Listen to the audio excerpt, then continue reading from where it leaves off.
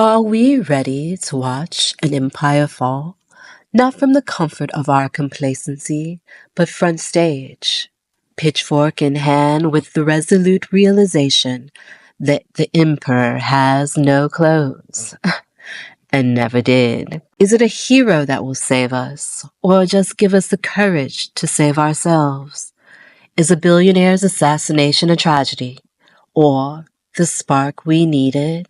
The catalyst for a collective mindset, a united resistance.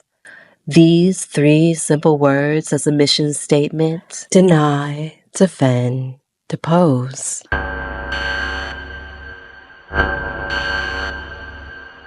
America calls itself the land of the free. You know, that free country built by the enslaved on top of the bones of the land's original people. Cute slogan. Tragic reality. America is a country with the most billionaires. Yet, little Jethro needs a GoFundMe to stay alive. With more guns than people, the most patriotic thing you can do is proudly declare, "I'll shoot my neighbor," a Christian nation that makes Jesus weep. Somehow it's both land of the debtors and home of the gluttonous, run by grifters and racists, both liars and cheats, rapists, assaulters, and with billionaire buyers from Russian empires.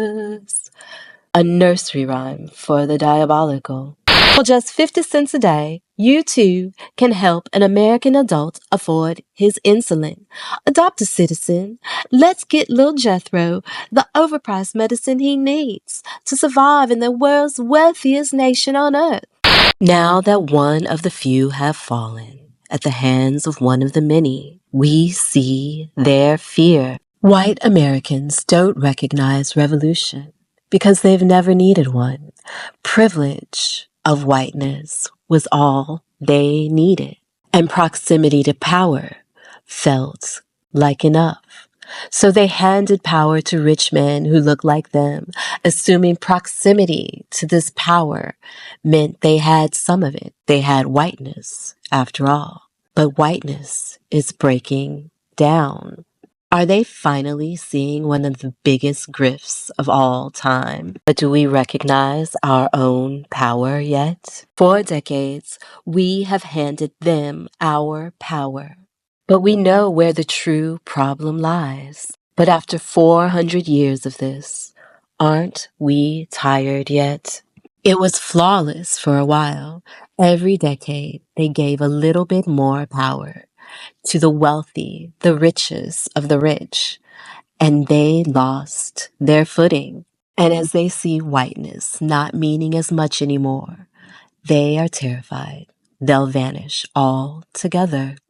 Instead of standing up, they doubled down, clung harder to the billionaire heroes. But now the unimaginable is happening. They are thinking. Are they ready to see the real social parasites of our time?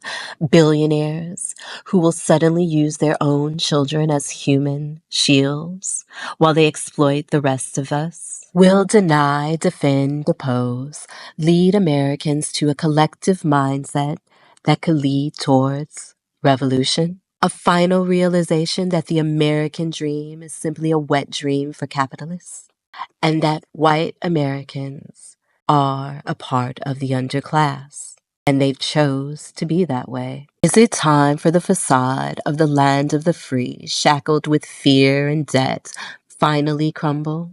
Will the self-appointed underclass finally realize that being Delulu is just as American as apple pie? Will the empire simply fall on top of them while they keep reaching up from the bottom? Or is the tide finally turning? This has been Imagined Truth.